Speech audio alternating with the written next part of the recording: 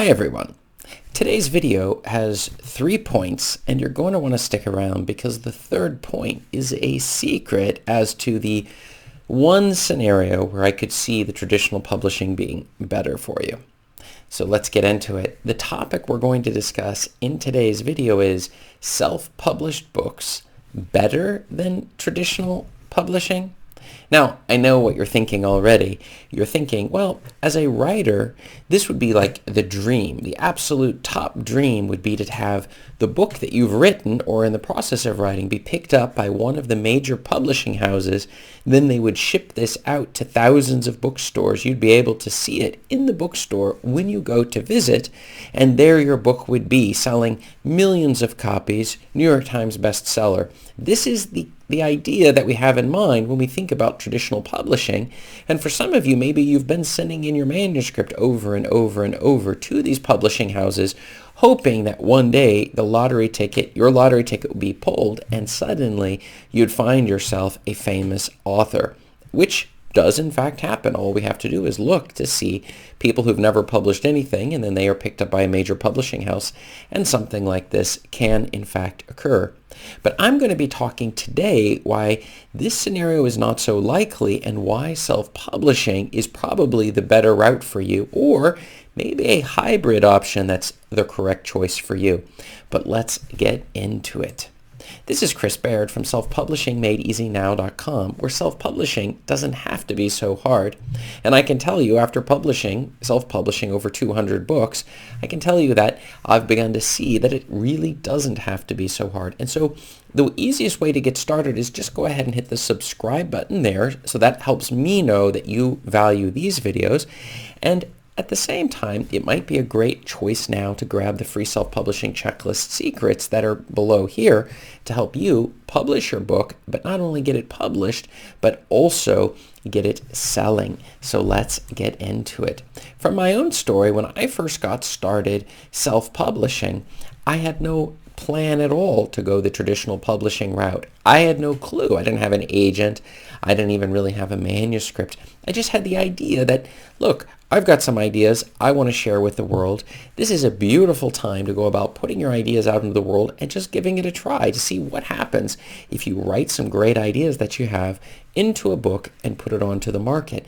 And in fact, the process was very complicated for me initially, but after a while I began to see that if you just break it down, we have one barrier at a time, we overcome that barrier, and things get a lot easier. And I've really found that out anywhere from running 100 million ads on Amazon to putting 200 books out onto the market, that after a period of time you begin to find the whole process gets easier and easier. So I had no plan on going the traditional publishing, but at the same time, am I a real author if my books are just self-published? How many sales do I need to make? Well, somebody close to me commented and said, look, if you sell 1,000 copies of your book, well, that makes you a self-published, an actual author. No longer are you just a hobby writer or, something just on the side, but you're actually a real author at that point. Well, after 1,000 sales, did I feel like a real author? Well, I don't know. I think that sometimes we get too wrapped up around these titles. Since that point, I don't know, now we're at 35, 40,000 books that have been sold. And do I feel like an actual author? Perhaps. I'm selling around the same range of books that you would have of the traditionally published authors, but I don't really get so focused on this. My question is, am I going in the right direction? How am I doing based upon my own books? And this is a question you're going to have to ask yourself too. Are we really going to spend so much time wrapped around this idea, am I a real author if it didn't go through some gatekeeper? And this is something that many writers struggle with. I personally have not had this tension and this struggle because of a couple things I'm going to be mentioning, but I have heard many have gone that route. Now, some who have been traditionally picked up by the traditional publishers have regretted it and wanted to go back, but we'll also get a little bit into that later. The thing is, though, is that with going with the self-publishing route, I discovered on Amazon, selling my Kindle books, I'm making 70% of the royalties compared to what I'd heard that the traditional published between 10 and 15% that you would get back if you traditionally publish your book. So for every single sale, think about how many sales you have to make in order to compensate for the lack of royalties. I think in average, based upon, since my paperback sales account for it at least as, I think almost twice as much as my ebook sales, then that means, and they only give me between 40 and 50%. I think the Indol average is around 50%, somewhere in there, but that's a lot better than only getting 13% on the royalty front. And so I was very excited to see this 70% if you price your books between $2.99 and $9.99 on Kindle. On KDP Select, for example, or KDP for that matter, you don't have to even have it in their Select program in order to get those royalties, but in that price range. And so you're definitely going to want to do that and watch some of the pricing videos I put out. That will help you better figure out which price you should set your books at. But the second thing is, I was also discovered that I made mistakes on my titles and my covers, and I was able just to change them. Well, who did I have to ask? Who did I have to get permission to do that? The answer is nobody. I could just make those changes as I felt necessary. If I felt it was strategic for me, I didn't have to go contact a publishing house that had already long forgotten my book to ask them if they could use some time in order to do this. Since they're not going to be willing to do this, or maybe you want to buy all your rights back from them, this can be very confusing and complicated as well once it's already been published. And then good luck trying to republish it on Amazon after you've done that. I've listened to many authors who have tried to do that when they saw their sales flatlining through the traditional route and then trying to go back. And so I just really enjoyed the ability to fix things. And like I said before, as we remove barriers, we discovered later on down the line that we've made a lot of mistakes. And this is just the part of the program, okay? Nobody is good at any of this stuff. Like I was just talking to one of my coaching clients just the other day regarding this whole issue of some of these programs, like using Juto, can be so confusing when we're first getting started, especially if we don't work with tech all the time. But the fact is that when we break it down into simple steps, it starts to make sense. And then from that point on, you can do all the formatting of your own books. And that's one of the reasons I post my affiliate links below for Juto. Just take a look at that as the best formatting program. And so in the description there. So that's the one that I use, just because once you figure out that little barrier, well, then you're able to do it yourself. And if you made some mistakes or want to add a paragraph or want to add some new chapters, no problem at all. We just simply put them back into the program and it'll spit out a new manuscript for us. And so the whole process, it's about 5 to 10 seconds once we've got it in there. So this is just something that you're going to want to keep in mind when you're self-publishing, that this is a very lucrative way of doing it, and also a way to keep the flexibility into it all. The next thing was, I didn't need any permission to do changes, as I mentioned before, and I'd heard all of the horror stories of people who had gone with the traditional publishing route only to discover that they lost all control over their book. Nobody was doing any marketing. The books were flatlining, and they were like, well, we want to fix the cover and the title, and I maybe want to fix the content and do some marketing against it. And the companies were simply not willing to release their books back to them. Now, if you're wildly successful with your traditionally published book, well, then you don't really have a problem, because after all, you're selling millions of copies. You're on Oprah's book club. You're on, or I don't know if that's still a thing, but one of the major book clubs. You're a New York Times bestseller, so you don't really have to worry about it. But I'm not talking to you who've won the lottery, because if you've already won the lottery, there's no point of even listening. Well, you still should listen, because I'm teaching you some tricks that these publishing companies aren't going to tell you. But I would say that you're not my target audience, so you could probably go to the channels that are on YouTube that are focusing on having won the lottery when it comes to your book. But if you aren't one of those people, well, then stay tuned, because now I'm going to get directly into the key issues to keep in mind for self-published books better than traditional published books. And the first thing is you control everything about your books plus the higher royalties. This is the first and most important thing. You can control how fast you're doing the book. You can control where you place the book. You can change things around on your book, and you're going to get these higher royalties. The downside is you have to do everything yourself, so you aren't going to be able just to, you can outsource it, but it's not going to be anywhere near the level of quality that these traditional publishing houses are going to do. but the control may be something that's probably worthwhile for you if you're thinking maybe you'd make a living off of the books that you're publishing. The other thing is the traditional publishers, they invest in the marketing of the authors who already have made it.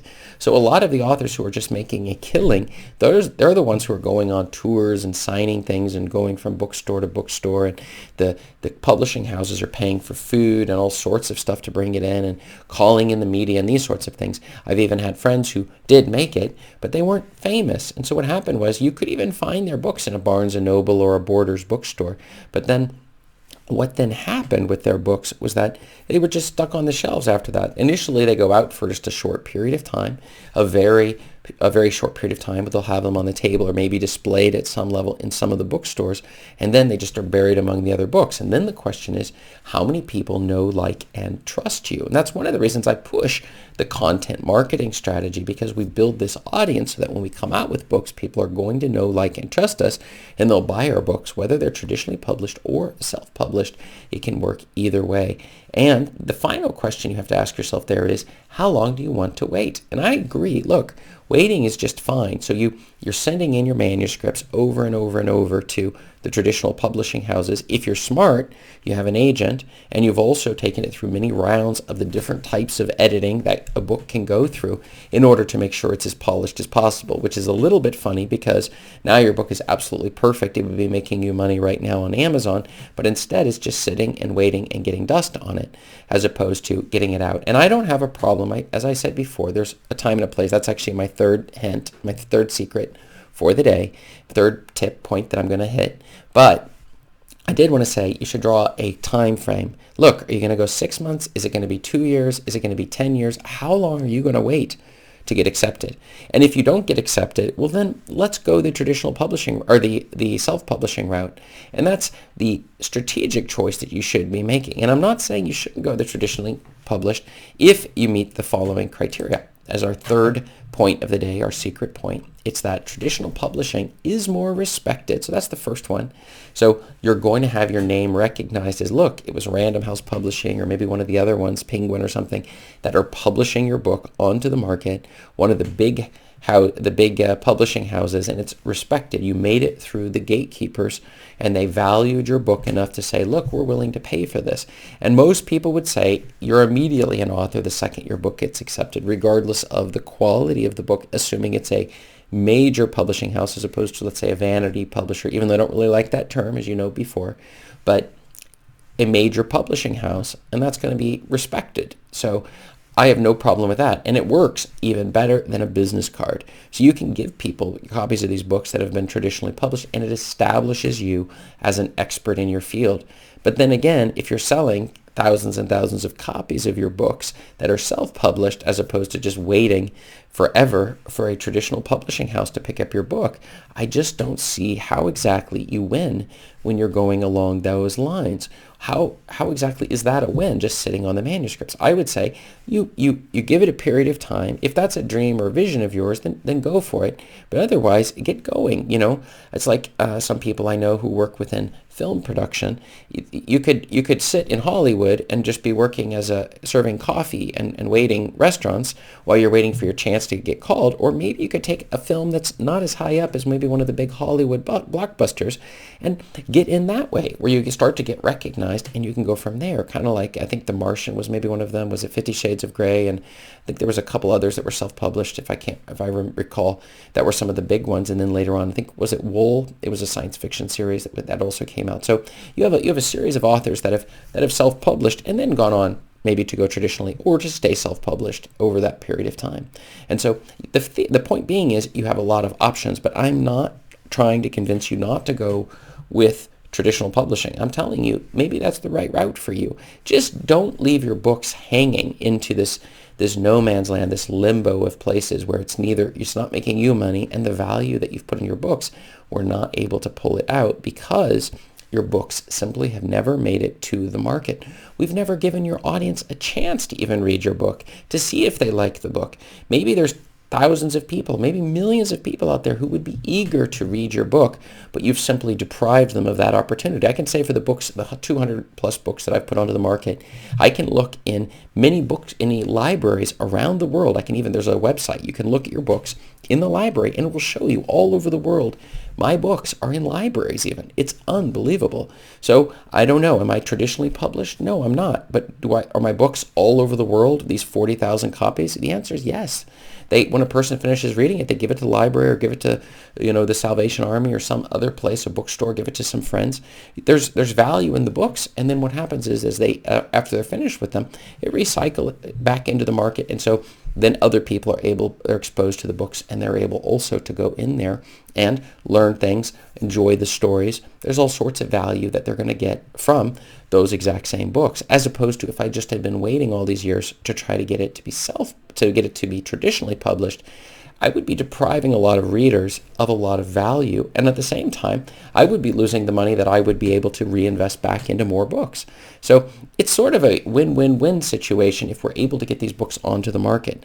But if you're insistent on the traditional publishing, that's just fine. But don't be surprised. I will continue to ask, when are you planning to release them onto the market? I understand the goal is traditional publishing, but over a period of time, we're going to have to draw the line at some point and say, okay, now we're ready to do it. We're going to do the formatting ourselves. We're going to get the covers ordered and everything in place. We'll do the descriptions, and we'll just put it onto the market, and then we can learn, grow, and then start building our audience through content marketing and the other things that we discuss on this channel. So, are you waiting to get accepted by a publishing house?